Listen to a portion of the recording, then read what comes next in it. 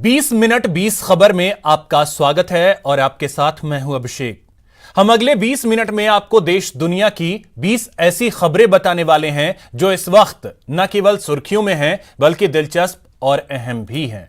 तो शुरू करते हैं 20 मिनट में 20 खबरों का सिलसिला और सबसे पहले आपको दिखाते हैं राजस्थान की वो कौन कौन सी खबर है जो इस वक्त अहम है। चूरू में कांग्रेस नेता रफीक मंडेलिया का एक वीडियो सोशल मीडिया पर वायरल हो रहा है। वायरल वीडियो में चूरू में हुई मीटिंग में कांग्रेस नेता रफीक मंडेलिया ने राजगढ़ विधायक का नाम आने पर सीधे कहा कि कृष्णा पूनिया चूरू में क्या मांगती हैं। उन्हें कार्यक्रम करना है तो राजगढ़ में करें या चूरू में करना है तो हमसे बात करें। काम करना है थारा तो राजगढ़ में करो, या प्रोग्राम करना है जिला हेडक्वार्टर पे तो आप हमसे राय मशवरा करो, प्रोग्राम करिए। हम किसान के खिलाफ नहीं है, मैं भी चाहता हूँ प्रोग्राम हो, बड़ा प्रोग्राम हो, लेकिन थार पे थपिया राग के कराओ ना काम, तो बंद करो और रिपड़ा ने बचाओ, कोई गरीब की व्यवस्था करो। वीडियो में वो ये भी कहते नजर आ रहे हैं कि उनका किसान आंदोलन या कृष्णा जी से कोई विरोध नहीं है, बस तकलीफ इस बात की है कि जब चूरू में कोई कार्यक्रम किया जा रहा है तो उनसे चर्चा जरूर करनी चाहिए। वे किसान आंदोलन के साथ हैं, कृष्णा जी का भी बतौर मेहमान पूरा सम्मान करते हैं। गौरतलब है कि विधायक कृष्णा पूनिया के नेतृत्व में 14 फरवरी को किसानों के समर्थन में विशाल ऊंट रैली और किसान महापंचायत का आयोजन किया जा रहा है।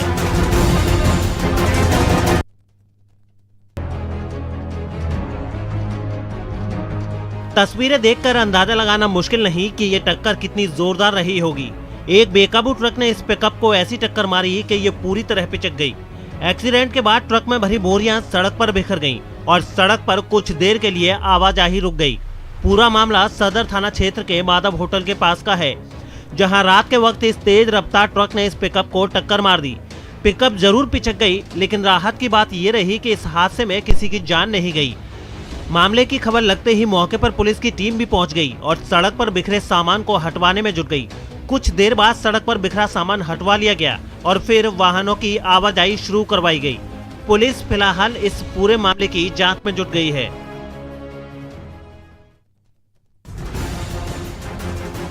दौसा के रामगढ़ पचवारा से आई ये तस्वीर बहादुरी की जिंदा मिसाल है।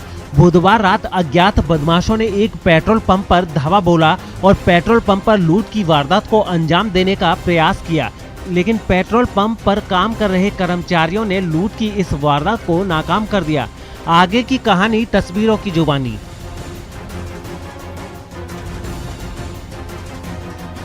तीन बदमाश पेट्रोल पंप पर बने केबिन में घुस गए और वहां बैठे कर्मचारियों से कैश की डिमांड करने लगे, कैश छीनने का प्रयास करने लगे। मौके पर मौजूद 2 पेट्रोल पंप कर्मचारियों ने तीनों बदमाशों का बहादुरी से मुकाबला किया और उन्हें धक्का मारकर केबिन से बाहर निकाल दिया और केबिन का गेट बंद कर दिया। हालांकि इस दौरान बदमाशों ने पेट्रोल पंप के कर्मचारियों के सिर पर किसी धारदार हथियार से वार कर दिया, जिससे वो लहूलुहान हो गए। वारदात की जानकारी मिलने के बाद मौके पर पहुंची दौसा पुलिस ने मौका मुआयना किया। पुलिस सीसीटीवी फुटेज के आधार पर बदमाशों की तलाश में जुटी हुई है और कर्मचारियों की बहादुरी दौसा वासियों के लिए अब चर्चा का सबब बनी हुई है। वाहनों की तलाशी लेते पुलिस वालों की इन तस्वीरों को साख साबित करने का लचर प्रयास भर जानिए। सवाई माधोपुर के गंगापुर सिटी में सालोद मोड़ पर बुधवार रात को अपराधियों ने हथियारों के दम पर ऐसा कहर बरपाया कि लोगों की जान पर बनाई। कार और बाइक पर सवार होकर आए 8 से 10 बदमाशों ने धारदार हथियारों के दम पर राहगीरों और स्थानीय दुकानदारों से जमकर लूटपाट की। इतना ही नहीं, विरोध करने वालों के साथ बदमाशों ने जमकर मारपीट भी की। यही नहीं, बीच बचाव करने वाले लोगों के साथ भी उन्होंने बीच बाजार मारपीट करते हुए गाड़ियां तोड़ डाली। लूटपाट में लगभग आधा दर्जन व्यापारी गंभीर रूप से जख्मी हो गए, जिन्हें गंगापुर सिटी के सामान्य चिकित्सालय में भर्ती कराया गया है। वारदात के बाद कस्बे में अतिरिक्त पुलिस बल भी तैनात किया गया है, लेकिन अभी तक कोई बदमाश पुलिस की पकड़ में नहीं आ सका है, जिससे गंगापुर सिटी में तनाव का माहौल है। 7 लोग आए थे, खेड़ली का एक तो काशी था, एक करौली का रवि था, ये 5-6 लोग थे, 7-8 रवि खेड़ली का। फिर क्या बात हुई थी? उन्होंने एक के हाथ में बंदूक थी और ये 2-3 के हाथ में धारदार हथियार थे और कुछ के हाथ में लठियां थी। सरहद पार से रची जा रही साजिश को तार तार करने के लिए भारत पाकिस्तान सीमा पर बीएसएफ के जवान मुस्तैद हैं। इसी का नतीजा है कि बुधवार को सीमा पार से आए एक कबूतर को बीएसएफ जवानों ने तुरंत पकड़ लिया। मिली जानकारी के मुताबिक जैसलमेर जिले के शाहगढ़ बल्ज क्षेत्र स्थित एसजी के चौकी के पास सीमा पर पाकिस्तान से एक कबूतर आया, जिसे वहां तैनात बीएसएफ की 18वीं बटालियन के जवानों ने तुरंत पकड़ लिया। सूत्रों से मिली जानकारी के मुताबिक कबूतर के पैरों पर टैग लगे हुए हैं, जिन पर 15 और 32 लिखा है। वहीं कबूतर पकड़ने के बाद बीएसएफ के जवान जांच में जुटे हैं कि ये एक सामान्य कबूतर है या पाक की ओर से कोई नापाक साजिश। गौरतलब है कि पाकिस्तान इस प्रकार की नापाक हरकतें करने की कोशिश करता है और पश्चिमी सीमा से कभी पक्षी कभी गुब्बारे भेजता है, लेकिन सीमा पर तैनात जवानों की मुस्तैदी के चलते हर बार उसे मुंह की खानी पड़ती है। भारत पाक सीमा पर बेखौफ खड़ी रहने वाली बीएसएफ, बॉर्डर पर दुश्मनों के दांत खट्टे कर देने वाली बीएसएफ, 0 डिग्री सर्दी और 50 डिग्री भीषण गर्मी में 24 घंटे मुस्तैद रहने वाली बीएसएफ कोरोना वैक्सीनेशन में भी आगे रही। जैसलमेर में उत्तर सेक्टर हेडक्वार्टर की 119वीं बटालियन के जवानों ने कोरोना टीका लगवाने में भी बढ़ चढ़कर हिस्सा लिया। पुरुष हो या महिला, बीएसएफ के सभी बहादुरों ने आगे आकर रक्षा टीका लगवाया और लोगों को ना डरने का संदेश दिया। अभी हमारे जो फ्रंट लाइन वर्कर है, सो कॉल्ड हमारे जवान है, उनको लगाया जा रहा है और इस क्रम में हमने यहाँ शुरू किया है जैसलमेर में, देन पोखरण एंड वो हमारा रामगढ़ है, वहाँ भी वैक्सीनेशन चल रहा है और कलेक्टर साहब और डिस्ट्रिक्ट एडमिनिस्ट्रेशन से मिलके बहुत स्मूथली चल रहा है और ऑलरेडी प्लान हो चुका है कि कैसे कैसे लगाना है, क्योंकि बीएसएफ ऑलवेज बॉर्डर पर डिप्लॉय रहती है और उनको हम विड्रॉ भी नहीं कर सकते, लेकिन प्लानिंग कर लिया गया है। वैक्सीनेशन के बाद सभी बीएसएफ जवानों को एक दिन के ऑब्जर्वेशन पर रखा गया है। कार्य योजना बनाई थी जिसमें 3 चरणों में बीएसएफ की जितनी भी बीओपीज हैं, बॉर्डर आउटपोस्ट है, वहां पर जो लोग कार्यरत हैं, जो पर्सनल डेप्यूटेड है, उनको 3 चरणों में हम एक एक करके बुलाएंगे और फेजेस में कराएंगे। इससे ये इंश्योर होगा कि जो हमारी बॉर्डर आउटपोस्ट है उसकी नफरी कम ना हो, वो सिक्योर्ड रहे और साथ ही जिनका वैक्सीनेशन कराया जा रहा है उनको एक दिन और ऑब्जर्वेशन के लिए रखा जाएगा। हेलमेट देकर लोगों को ट्रैफिक रूल्स बताने की तस्वीरें नई नहीं हैं। देश प्रदेश में आए दिन ऐसे आयोजन होते ही रहते हैं, लेकिन चूरू की ये तस्वीरें आम होते ही बेहद खास भी हैं, क्योंकि सरदार शहर तहसील के गांव कुंतलसर के राजेंद्र ने अपने दोस्त की सड़क दुर्घटना में मौत के बाद सड़क सुरक्षा का संकल्प लिया है। राजेंद्र सड़क सुरक्षा जागरूकता के लिए पिछले 2 साल से काम कर रहे हैं। राजेंद्र अपने खर्चे पर बाइक सवारों को हेलमेट देकर सड़क सुरक्षा के प्रति सचेत कर रहे हैं। बुधवार को मेगा हाईवे अशोक स्तंभ सर्किल पर राजेंद्र ने आम लोगों को मुफ्त हेलमेट भी बांटा। इस मौके पर राजेंद्र ने बताया कि कुछ साल पहले बिना हेलमेट के बाइक चला रहे उनके एक दोस्त की सड़क दुर्घटना में मौत हो गई थी। उसके बाद उन्होंने लोगों को ट्रैफिक रूल्स के प्रति सावधान करने का बीड़ा उठाया है।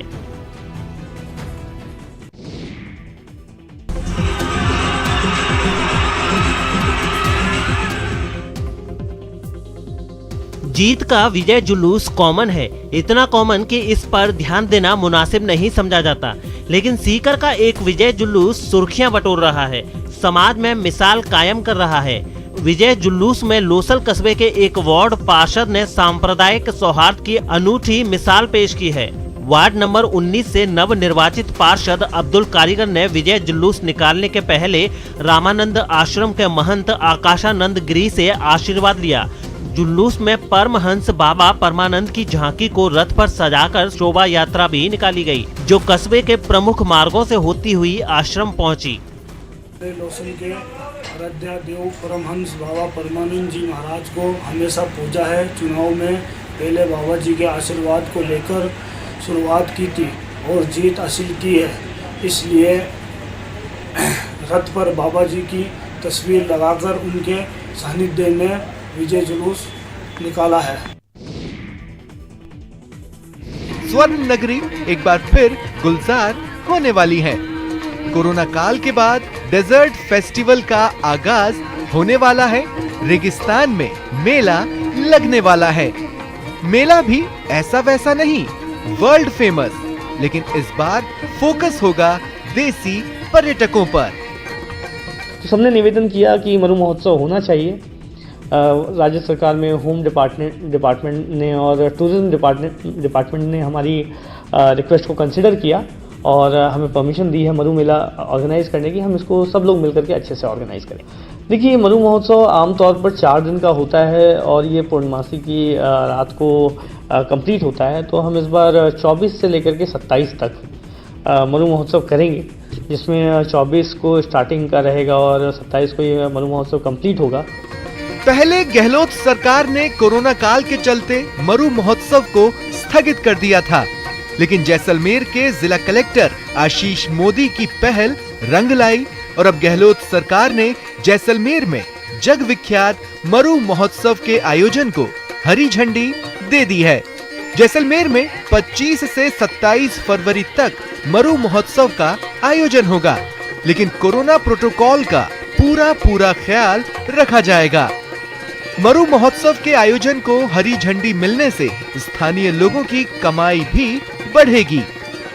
टूरिज्म को विशेषकर बढ़ावा देने के लिए और खास करके चूंकि इस बार इंटरनेशनल टूरिस्ट का आवागमन कम है, तो डोमेस्टिक टूरिस्ट को इसमें इन्वॉल्व करने के लिए हमने कुछ प्रिलिमिनरी डिस्कशंस किए थे, कुछ आइडियाज़ आए थे, ताकि इसको इस तरह से किया जाए ताकि लोकल जो हमारे आर्टिस्ट हैं, क्राफ्ट्समैन हैं, उनको इससे जोड़ा जाए, लोकल पब्लिक को जोड़ा जाए और एक माहौल ऐसा क्रिएट किया जाए जिसमें सब लोग इससे जुड़ें और आने वाले जो डोमेस्टिक टूरिस्ट हैं उनकी आवभगत करें। तो इन्हीं सब आइडियाज़ पर हमारी टीम आगामी 15 दिवसों में इसको कार्य करेगी और इसको एग्जीक्यूट करेगी। चलिए अब आपको दिखाते हैं कुछ अन्य राज्यों की खबरें। फर्जीवाड़ा काम नहीं आया, रिश्वत देकर दस्तावेज हासिल करने वाले दबोच लिए गए। मुंबई पुलिस ने फर्जी तरीके से आधार कार्ड बनाने के मामले में 10 नेपाली नागरिकों को गिरफ्तार किया है। आरोपियों ने आधार कार्ड ही नहीं बल्कि मतदाता पहचान पत्र, कॉलेज लीविंग सर्टिफिकेट जैसे दस्तावेज भी घूस देकर हासिल किए थे। आरोपियों के पास से पुलिस ने उनकी दहिसर के कांदर पांडा में रह रहे थे। दरअसल क्राइम ब्रांच को जानकारी मिली थी कि बोरीवली इलाके में स्थित कैनरा बैंक की शाखा में सरकार के अधिकृत आधार कार्ड सेंटर में तैनात 2 लोग बिना किसी कागजात के 5 से 7 हजार रुपए में विदेशियों को फर्जी तरीके से आधार कार्ड बनाकर देते हैं। इसके बाद पुलिस ने 2 फरवरी को ऑपरेटर विनोद चौहान और एजेंट उमेश चौधरी को गिरफ्तार कर लिया। आरोपियों से पूछताछ से पता चला कि उन्होंने पैसे लेकर बड़ी संख्या में नेपाली, बांग्लादेश नागरिकों के आधार बनाए हैं। बाद में 10 नेपाल के नागरिक को हमने अरेस्ट किया है। इसके इन्वेस्टिगेशन में और इनके साथीदार कौन है और अन्य कितने लोगों से इन्होंने इस तरह से आधार कार्ड बनवाया है, इसके लिए unique identification authority of India UIDAI इनसे हम संपर्क में हैं।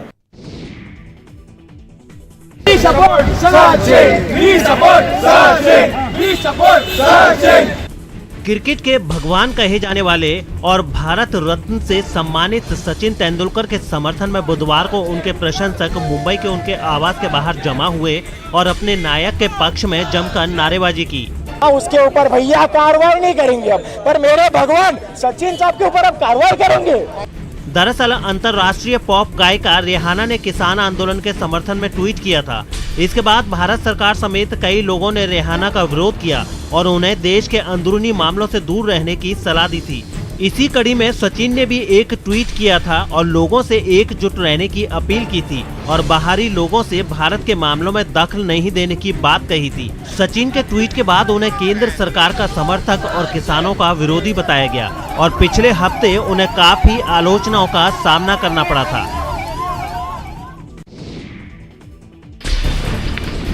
ये तैयारी माइनस डिग्री में भी देश के दुश्मनों को मुंह तोड़ जवाब देने की है। आपदा के समय जिंदगी को बचाने की है। असल में पीर पंजाल क्षेत्र के दुर्गम इलाकों में सर्दियों में कई बार हिमस्खलन की वजह से लोगों के लिए मुश्किलें खड़ी हो जाती हैं, जिसके लिए गुलमर्ग का army high altitude warfare school अपने जवानों और अफसरों को प्रशिक्षित कर रहा है ताकि ऐसी किसी आपदा में वो आसानी से रेस्क्यू ऑपरेशन को अंजाम दे सकें। यहाँ पे हमारी ट्रेनिंग जो दी जाती है विंटर वॉरफेयर कोर्स में, हम सबसे पहले जो मिलिट्री स्कीइंग पे ज़्यादा ध्यान देते हैं। मिलिट्री स्कीइंग से अगर मैं बताना चाहूँ तो जो बर्फीले इलाके में या विंटर के टाइम पे जो हमारी पोस्टें हैं, या एक पोस्ट से दूसरी पोस्ट पे मूवमेंट करना, या ऐसे इलाकों की पेट्रोलिंग करना जहाँ पे बर्फ़ की वजह से बिल्कुल ही मूवमेंट जो है बहुत ही रिस्ट्रिक्ट हो जाती है, तो हम यहाँ पे उनको ऐसे ट्रेनिंग करते हैं ताकि वो वहाँ जाके अपने जो भी उनका डिप्लॉयमेंट वाला इलाका है, बर्फीला इलाका है, वहाँ पे वो जाके ऑपरेट कर ले। समंदर में ये तैयारी अमन कायम रखने की है। ये शांति काल में नौसेना का सबसे बड़ा अभ्यास है। दरअसल चीन से चल रहे तनाव के बीच भारतीय नौसेना हिंद महासागर में अब तक का सबसे बड़ा युद्ध अभ्यास कर रही है। इस अभ्यास में नौसेना अपने लगभग सभी हथियारों का इस्तेमाल कर रही है, मिलजुल कर काम करने की क्षमता को परख रही है। नौसेना ने इसे ट्रोपेक्स 21 का नाम दिया है। नौसेना के मुताबिक इस अभ्यास में वो अपने आक्रमण और बचाव दोनों ही क्षमताओं का आकलन कर रही है। ऐसा हिंद महासागर में स्थिरता कायम रखने के उद्देश्य से किया जा रहा है। यह अभ्यास जनवरी में शुरू हुआ था और फरवरी के तीसरे सप्ताह तक इसके जारी रहने की उम्मीद है।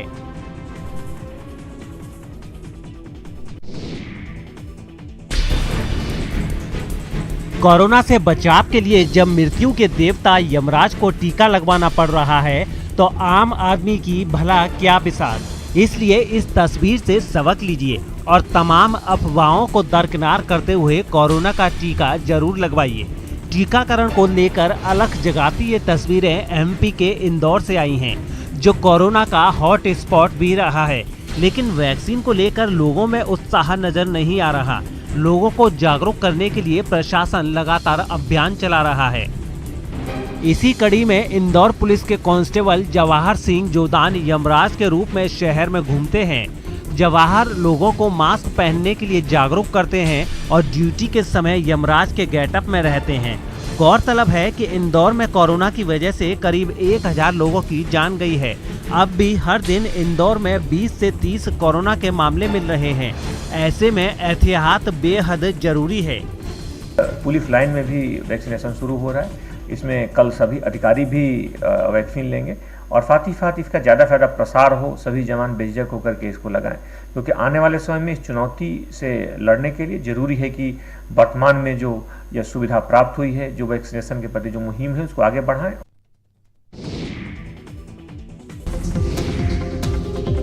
रसोई गैस के बढ़ते दामों से राहत पाने के लिए बायोगैस प्लांट आसान विकल्प है।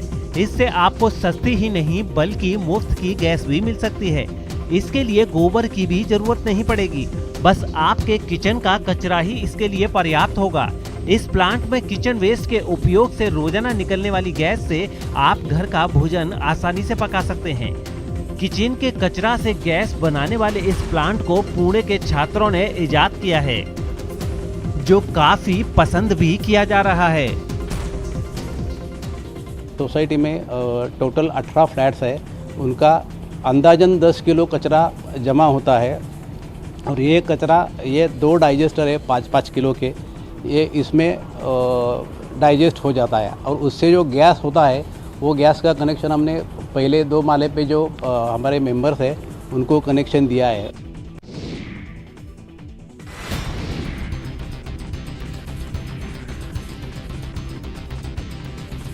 छुक छुक रेलगाड़ी हमेशा से बच्चों को लुभाती रही है, लेकिन जब स्कूल को ही ट्रेन की शक्ल दे दी जाए तो बात ही अलग है। तस्वीरें उत्तर प्रदेश के कानपुर की हैं। भीतर गांव बेहटा के स्कूल को ट्रेन की बोगी का रूप दिया गया है। दरअसल प्रदेश के दूसरे हिस्सों की तरह कानपुर में भी कक्षा 6 से 8 तक के छात्र लंबे इंतजार के बाद स्कूल पहुंचे, लेकिन जब उन्हें ट्रेन की शक्ल में अपना स्कूल दिखा तो उनकी खुशी का ठिकाना नहीं रहा।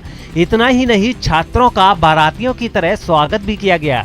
इसके साथ ही स्कूल में कोविड गाइडलाइन का भी पालन हो रहा है। ट्रेन की तरह दिखने वाला ये स्कूल लोगों के लिए भी आकर्षण का केंद्र बना हुआ है।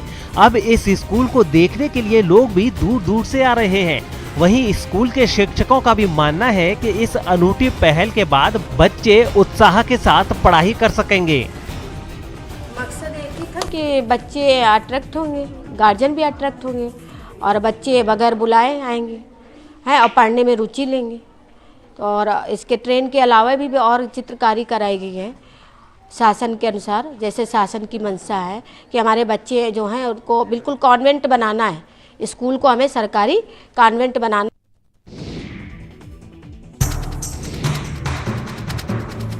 तस्वीरें मुरैना की है।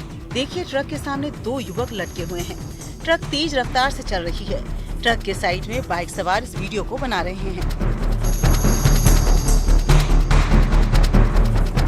दरअसल इस ट्रक ने अंबा बाईपास के पास बाइक को टक्कर मार दी। बाइक सवार इस घटना में बुरी तरह जख्मी हो गया। स्थानीय लोगों ने इस ट्रक को रोकने की कोशिश की। ये लोग ट्रक के सामने खड़े हो गए, लेकिन ट्रक चालक तेजी से ट्रक को भगाने लगा। बाद में न्यू कलेक्ट्रेट ग्वालियर रोड पर बाइक पर सवार युवकों ने ट्रैफिक पुलिस की मदद से ट्रक को पकड़ा।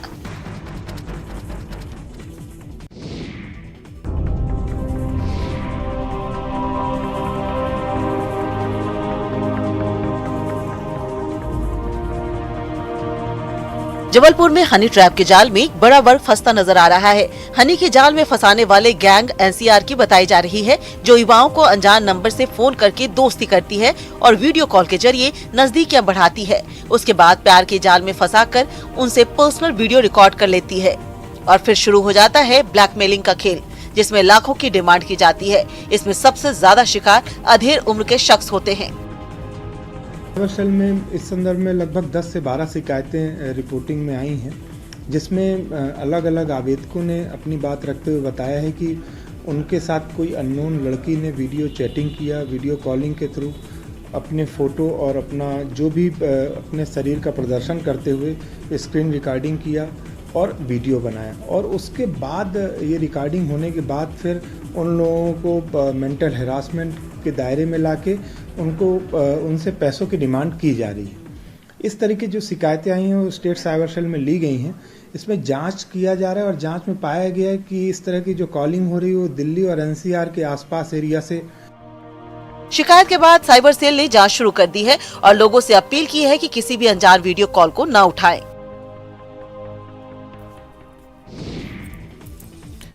चलिए अब आपको दिखाते हैं कुछ अंतर्राष्ट्रीय खबरें। इस्लामाबाद में शांतिपूर्ण तरीके से प्रदर्शन कर रहे सरकारी कर्मचारी पर इमरान खान की पुलिस ने सख्ती दिखाई। हालात उस वक्त बिगड़े जब वेतन बढ़ाए जाने की मांग पर पाकिस्तान के सैकड़ों सरकारी कर्मचारी वहां की संसद से थोड़ी दूर पर जुटे और सड़क पर बैठकर उन्होंने शांतिपूर्ण प्रदर्शन शुरू कर दिया। लेकिन आतंकियों के रहनुमा इमरान खान की पुलिस को लोगों की ये शांति भी बर्दाश्त नहीं हुई और उसने अपने ही लोगों पर आंसू गैस के गोले दागने शुरू कर दिए। पहले तो लोगों को समझ ही नहीं आया कि आखिर उनका गुनाह क्या है, लेकिन पुलिस की ज्यादती के आगे वो भी मजबूर हो गए और कुछ प्रदर्शनकारियों ने पुलिस पर पथराव शुरू कर दिया। पाकिस्तान की पुलिस इतने से ही नहीं रुकी, उसने अपना हक मांग रहे कई लोगों को हिरासत में लिया और बाकी लोगों को जोर जबरदस्ती वहां से हटा दिया। म्यांमार में तख्ता पलट के खिलाफ शुरू हुआ विरोध प्रदर्शन अब एक बड़े आंदोलन की शक्ल ले रहा है। वहां जनता सेना के आगे हथियार डालने को तैयार नहीं, इसलिए चुनी हुई सरकार की वापसी के लिए अपने काम धंधे छोड़कर रोजाना सड़कों पर उतर रही है, ताकि म्यांमार में सालों के आंदोलन के बाद नसीब हुए लोकतंत्र को बचाया जा सके। और इसके लिए वहां लोगों ने अपनी जान की बाजी तक लगा दी, क्योंकि म्यांमार की राजधानी नेपिडॉ से सामने आई तस्वीरों में पुलिस प्रदर्शनकारियों पर बेहद सख्त दिखी, उन पर जमकर पानी बरसाया, लेकिन फिर भी प्रदर्शनकारी अपनी जगह से हिले तक नहीं और सड़क पर ही बैठ गए। फिलहाल इतना ही। नमस्कार।